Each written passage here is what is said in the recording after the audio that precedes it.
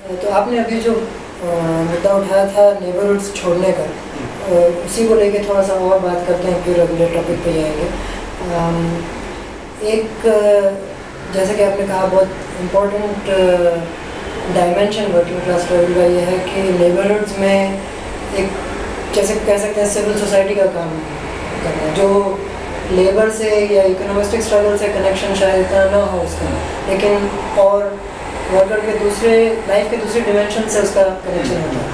तो वो काम अगर ना किया जाए, उसमें अगर राइट विंग का इन्फ्लुएंस बढ़े, तो उससे जो डैमेज होता है या हुआ है, उस पर अगर आप कुछ बात करें, और स्पेसिफिकली आपके नज़रिए में ये जो नेबरहुड बेस्ड यूनियन वगैरह है, इसमें इस आइडिया में कैसा इस आइडिया को भी लाया जा सकता है कि सिविल सोसाइटी के काम में। इसको मैं एक मतलब डिबेट हालिया दौर में कुछ साथियों से हुई थी, उसी डिबेट से मैं क्यों लेता हूँ। जैसे हम लोग ने जब पहली बार नेबरहुड बेस्ड यूनियन की बात की, तो लोगों ने कहा कि आप एक सीरियस डेविएशन ला रहे हैं, आप लोग वर्किंग क्लास स्ट्रगल को प्रोडक्शन से कंजम्पशन के एरिना में ला रहे हैं। लेकिन हम लोग का मानना था कि वो सिर्फ कंजम्पशन का एरिना है नहीं, और मार्क्स की सबसे बुनियादी, पूरे मार्क्सिस्ट पॉलिटिकल इकोनॉमी के कोर को कॉन्स्टिट्यूट करने वाले जो बेसिक थीम्स है, उसमें से एक ये है कि लेबर पावर खुद भी एक कमोडिटी है, और उस कमोडिटी का रिप्रोडक्शन जिस जगह होता है, उसको खुद वो एक बहुत बड़ा कारखाना है जो वर्किंग क्लास नेबरहुड। अब वहाँ पे वर्किंग क्लास जिन हालात में जीवन के रहता है, ना पानी है, ना शौचालय की व्यवस्था है, कुछ भी नहीं है, मतलब जो बेसिक एमिनिटीज एक इंसान जैसी जिंदगी की जो ज़रूरतें होती हैं, उसमें से कुछ भी आप देखिए, ज़्यादातर चीज़ें नहीं, बहुत जानवरों जैसी हालात में जीना पड़ता है। तो हम लोग को लगा कि ये मुद्दे सिर्फ सिविल सोसाइटी कहने से अक्सर इस तरह का कुछ हो जाता है, जो एनजीओ जिन इशूज़ को उठाते हैं या जिस तरीके से उठाते हैं, ए पॉलिटिकल अंदाज में और डीपोलिटिसाइज करने के मकसद के साथ, हम लोग कहते हैं कि ये वो इशूज़ हैं जो सिविल सिटीजन्स राइट, एक सिटीजन के तौर पे वर्कर का जो राइट है, तो सिटीजन की अपनी पहचान पे दावा नहीं छोड़ना चाहिए वर्कर्स को। और वर्किंग क्लास जिस दिन सिटीजन्स की अपनी पहचान पे दावा छोड़ेगा, उस दिन बहुत बड़ा वो ग्राउंड लूज करेगा, जो डेमोक्रेटिक स्पेस उसने बहुत स्ट्रगल्स के बाद अर्जित किया है, और जिसके बारे में लेनिन ने कहा था कि प्रोलेटारियन स्ट्रगल और कॉन्शियसनेस को बिल्ड करने के लिए सबसे फेवरेबल ग्राउंड है डेमोक्रेटिक स्पेस, जो बुर्जुआ डेमोक्रेसी जो स्पेस प्रोवाइड करती है। उन सब में ये बहुत वैलिड पॉलिटिकल क्वेश्चंस बनते हैं कि एक वर्कर के रहने की जगह, और पहले ट्रेड यूनियन उठाता था ये सवाल, रिहाइश का सवाल, हाउसिंग का सवाल, एक बहुत हाउसिंग क्वेश्चन पे पूरा एक बुकलेट लिखी। तो इस तरह के सवाल पहले भी मूवमेंट में उठते रहते, कोई नई बात हम लोग नहीं कर रहे हैं, लेकिन वही फोर्डिज्म के दौर का वो जो इकोनॉमिक वो था, इकोनॉमिज्म का जो एकदम उसमें घिर गया पूरा ट्रेड यूनियन, और पूरी अंडरस्टैंडिंग बस वही वेतन भत्ते की मांगों के गोल चक्कर में घूमने वाला एक बन गया कि यही इकोनॉमिक स्ट्रगल से इससे नुकसान हुआ। अब नेबरहुड बेस्ड यूथ में कई फायदे हैं। एक, वर्किंग क्लास ऐसे पॉलिटिकल इश्यूज उठा सकता है जिसमें वो सीधे स्टेट को रख सकता है कटघरे में, सीधे उसमें कोई मालिक वर्ग, स्टेट को मालिक वर्ग के एक मैनेजिंग कमेटी और मालिक वर्ग के अफेयर्स को मैनेज करने वाली एक मैनेजिंग कमेटी के तौर पे स्टेट, बुर्जुआ स्टेट को सीधे अगर आपको कटघरे में मौका रखने को मिल रहा है वर्कर्स को, तो इससे बढ़िया बात क्या हो सकती है। और इन सारे चीज़ों के लिए स्टेट रिस्पॉन्सिबल है। पहले मालिक होते थे, अब स्टेट उनको एब्जॉर्व कर रहा है रिस्पॉन्सिबिलिटी से, और खुल आ रहा है सोशल सिक्योरिटी वगैरह के नाम पे। पहले मालिक ओब्लाइज थे, कैंटीन देंगे, रहने की जगह देंगे, तमाम चीज़ें। अब वो सारी चीज़ें धीरे धीरे खत्म की जा रही है। लॉ भी नहीं बदला है, लेकिन प्रैक्टिस के लेवल पे धीरे धीरे खत्म करके नए लॉज ला जा रहे हैं, और नए लॉज लाने के बाद उन चीज़ों को रिवाइज करेंगे, वो पुराने इंडस्ट्रियल लॉज को जिसमें मालिक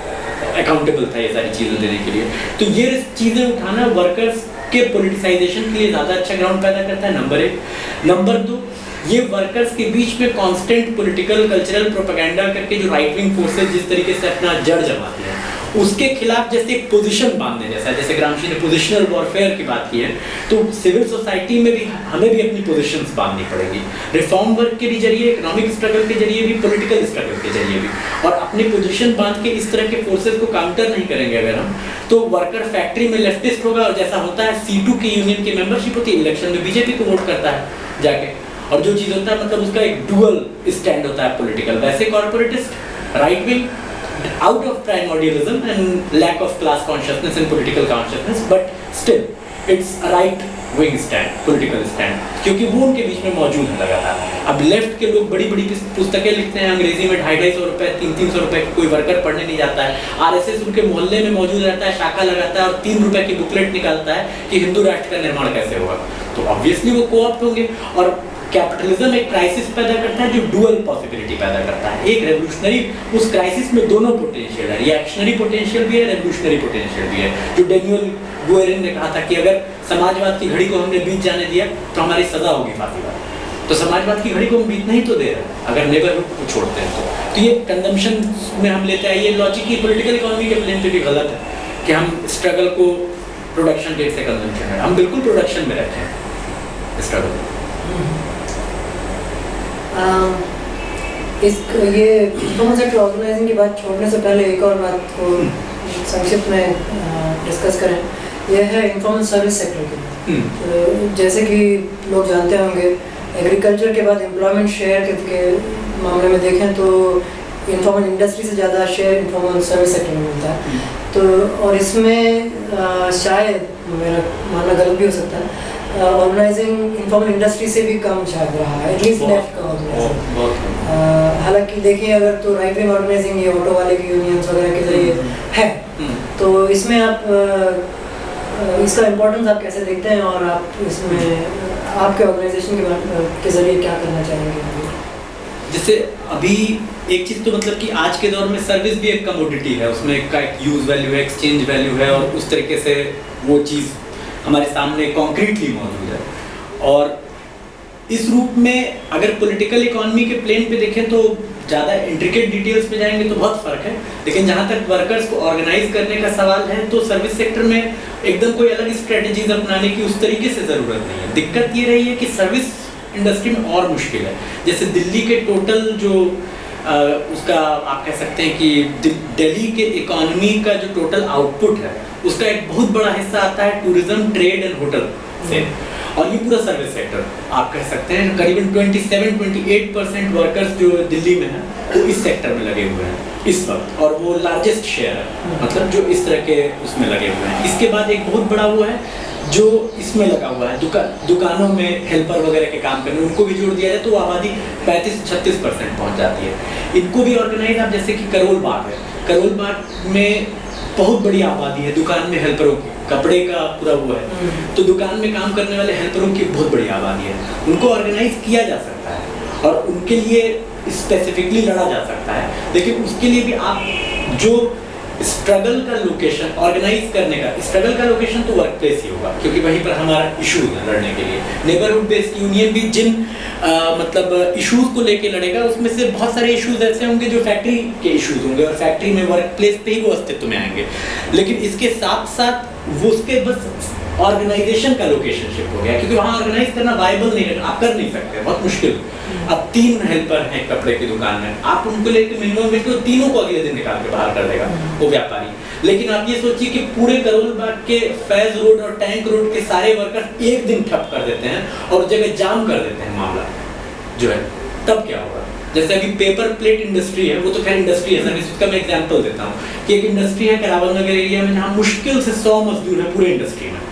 और उन्होंने स्ट्राइक की बेटर वेजेस के लिए, और उनके स्ट्राइक में 80% पार्टिसिपेशन उन वर्कर्स का था जो पेपर प्लेट इंडस्ट्री में नहीं, क्योंकि वहाँ हमने नेबरहुड बेस्ड यूनियन करावल नगर मजदूर यूनियन बनाई और वहाँ पर 80% पार्टिसिपेशन दूसरे इंडस्ट्री के वर्कर्स का था, दूसरे ऑक्यूपेशंस में लगे वर्कर्स का था, और वो स्ट्राइक हम लोगों ने जीता वहाँ पे। मतलब वो स्ट्राइक थी जिसमें हम पूरी तरह जीते, उसमें कोई पार्शियल विक्ट्री नहीं थी। और जहाँ इंडस्ट्री में हम अलग से एक ऑक्यूपेशन की थी, हमने वहाँ पे पार्शियल विक्ट्री मिली, और इस स्ट्राइक में जो पूरा इलाकाई पैमाने पर हमने किया, इलाकाई पैमाने पे जाम किया, मतलब एक तरीके से उस चीज़ को। तो इसके पीछे जो लोग पेपर इंडस्ट्री में नहीं थे उनकी क्या सोच थी स्ट्राइक में भागीदारी करने? ये आप यूँ कह सकते हैं कि इलाकाई मजदूर यूनियन का कंसेप्ट तुरंत लागू कर पाना बड़ा मुश्किल है, क्योंकि वर्कर्स के पॉलिटिकल कॉन्शियस, जैसे हम लोग ने करावल नगर के एरिया में, दिल्ली का जो यमुना पुश्ता का एरिया, उसमें जब उन्होंने काम शुरू किया तो वहाँ का पूरा जो नेचर है, मतलब ये कि वहाँ पे आप हर चीज़ आपको मिलेगी, you name it and it's there. मतलब आप एरोप्लेन के पुर्जे से लेकर बादाम तोड़ने तक का काम होता है वहाँ पे। अब वो जो पूरी आबादी है, उस आबादी को ऑर्गेनाइज करने के लिए पहले 3-4 साल तो उन्होंने प्रोपेगेंडा किया और बहुत सारे factory based struggles, industry based struggles हुए जो हारे गए, तो वर्किंग क्लास ने अपने एक्सपीरियंस से भी सीखा तो जीत ही नहीं सकते, हारी हुई लड़ाइयाँ। और जब इलाकाई पैमाने के फिर हम लोगों ने पर्चा बांटा और 1 साल तक कंसिस्टेंट अभियान चलाया कि इलाकाई पैमाने की यूनियन, और उसके बाद धीरे धीरे उसमें कॉन्शियस एलिमेंट ज़्यादा होगा। कहीं पर भी इलाकाई पैमाने की यूनियन बनानी होगी तो कॉन्शियसली उसको ऑर्गेनाइज करने वाला एलिमेंट बहुत ज़्यादा होगा। तो ये रियलाइजेशन तुरंत नहीं होगा और सेक्टर के वर्कर्स को, लेकिन वो भी जानते हैं कल को हमारी लड़ाई होगी तो हम अकेले नहीं होंगे, सारे मजदूर हमारे साथ होंगे। और चूंकि वो रोज एक साथ जीते खाते पीते सोते हैं, इसलिए एक सेंस ऑफ बॉन्डिंग तो रहता ही है, सॉलिडारिटी रहता ही है। इसको हम अगले पार्ट में कंटिन्यू करते हैं।